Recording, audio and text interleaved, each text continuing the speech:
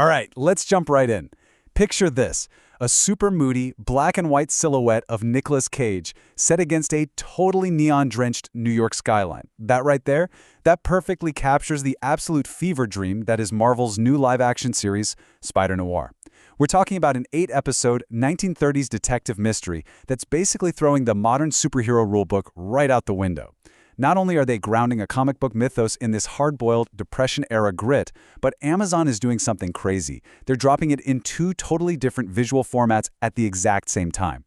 So today, we're going to break down this wildly ambitious project, look at why critics are so split, and by the end of this explainer, we're going to unpack that massive, spoiler-heavy ending that literally changes the Spider-Verse forever. So, the big question we've got to ask is, can Nicolas Cage actually save the live-action Spider-Verse? I mean, Sony's recent track record with spin-offs, well, it hasn't exactly been a string of home runs. But this project, it feels completely different. Now, before you commit to a 6-hour binge of fedoras, Tommy guns, and existential dread, do me a huge favor, hit that like button right down below to help kick off our investigation. It really helps us keep making these deep dive explainers for you guys. Okay, so we are completely leaving the modern Marvel Cinematic Universe in the rearview mirror. Welcome to 1933 New York. Showrunners Oren Uziel and Steve Lightfoot have essentially crafted this totally standalone universe. That means no multiverse portals, no Tom Holland, and actually, no Peter Parker. Instead, Nicolas Cage is stepping into the shoes of Ben Reilly. And this version of Ben, he's a broken, alcoholic World War I veteran and a totally past his prime private investigator. See, years ago, he operated as the city's one and only vigilante known as the Spider. But after a deeply personal tragedy, he hung up the mask and now just scrapes by taking on infidelity cases. It's a bleak, really isolated world that leans heavy into psychological trauma and moral ambiguity. Now, arguably the most unique gimmick of the entire series hits you the absolute second you open your streaming app. You actually get a choice. Amazon is releasing every single episode simultaneously in 2 distinct formats, authentic black and white and true hue full color. The black and white cut perfectly mimics that high-contrast German expressionist vibe from the original 2009 comic books by Carmine Di Giandomenico, just packed with deep shadows and smoky atmosphere. But on the flip side, the true hue full color version offers this wildly vibrant, almost maximalist comic book spectacle. Think classic Adam West Batman or a Sam Raimi production. Honestly, it's an unprecedented move for streaming. And this dual tone perfectly matches the character of Ben Reilly himself. Nicolas Cage actually summed up his own performance perfectly with this incredible quote, 70% Humphrey Bogart, 30% Bugs Bunny. And you know what? The reviews totally confirm that Cage is having the absolute time of his life here. He manages to balance that hard-boiled, growling detective grit with his signature unhinged quirkiness. He's pulling off this crazy emotional two-hander where one minute he's a traumatized soldier having a classic Cage freakout, and literally the next he's cracking wise like a cartoon character while beating up mobsters. It is a completely unique take on a superhero lead. Alright, so here's the essential intel on how you can actually watch all this unfold. The season is a total of 8 episodes, and early data shows they're pretty tightly paced, clocking in around 40 to 47 minutes each. It's getting an early premiere on MGM Plus on May 25th, but if you're the type who wants to binge the entire 6-hour saga in one sitting, the whole thing drops globally on Prime Video on May 27th. Since those 2 distinct visual styles are dropping on the 27th, I really want to hear from you. Drop a comment below right now. Which format are you choosing for your very first watch? Are you going for the classic moody black and white to capture that authentic 1930s feel, or are you diving straight into the vibrant true hue color? Let me know, because critics are actually heavily divided on which version is the definitive experience. Speaking of critics, let's take a look at the reception.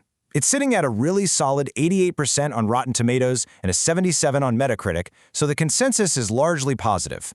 But there are a few notable caveats.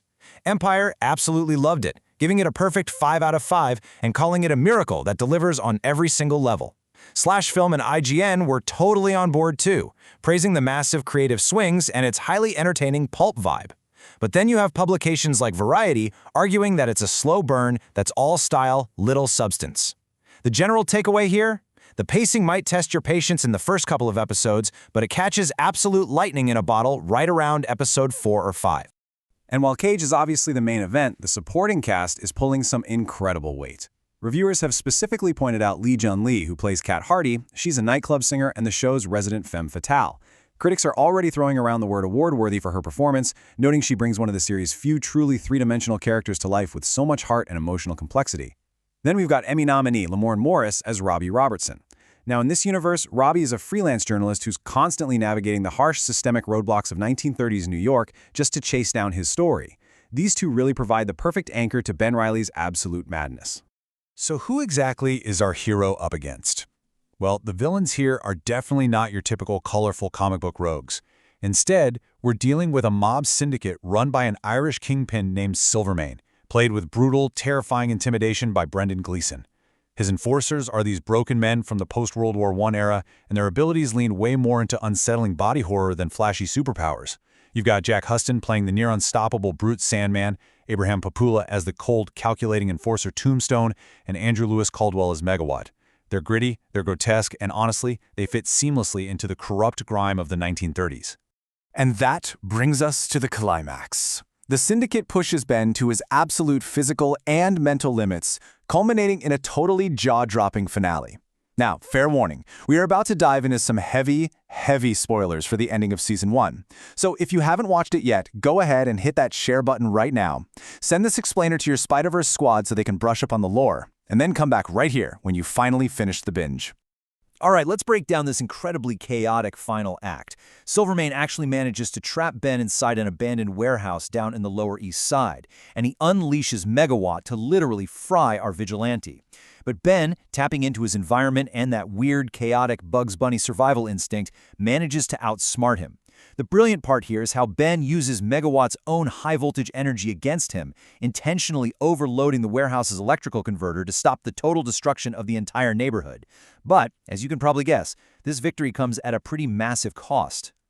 The action then spills right out into this totally foggy, rain-slick dockside confrontation. And this is where the show takes a huge swing and just breaks traditional superhero rules. During this brutal, bare-knuckle fight, Sandman manages to completely shatter Ben's mask. The Spider is unmasked. Ben's deepest secret, the identity he spent years drowning in alcohol to protect, is violently exposed to the public. And worse, Sandman threatens to broadcast his face to literally every single paper in the city. So, backed into a corner with his life completely destroyed, Ben has to fall back on pure classic noir detective tactics. He deploys a massive, high-contrast smoke screen, using the shadows to completely misdirect his enemies. In this brilliant but super tragic twist, he tricks Silvermane's gunmen and Sandman into cross-firing on each other. The villains essentially neutralize themselves and the city is saved, but man, the damage is already done. Ben Reilly isn't a myth anymore. He's a wanted man, hunted by both the criminal underground and the NYPD, and he's forced to retreat further into the shadows, completely alone. So, where on earth does the Spider go from here? Well, showrunner Oren Uziel has already dropped a pretty massive tease for the future. He pointed out that as the timeline moves forward from 1933, they are heading straight into a global geopolitical struggle. Yeah, you heard that right. Season 2 is perfectly poised to use the early days of the Second World War as its backdrop. Just imagine a fugitive, completely unmasked Ben Reilly navigating the espionage and absolute horrors of WWI. The canvas for storytelling here is just massive, and it leaves the door wide open for some of Marvel's most iconic wartime characters to make a 1930s noir appearance. With Ben Reilly now unmasked and actively hunted by the very city he swore to protect, his darkest days are just beginning as the whole world marches toward war. The universe is absolutely primed to expand. So what hero or villain do you want to see corrupted by this gritty, black-and-white noir universe next? Are we thinking a 1930s Norman Osborn? Maybe a noir Captain America? I really want to hear your theories. If you enjoyed this explainer and want to keep exploring the smartest, most fascinating corners of television and film, hit that subscribe button. Catch you in the next one.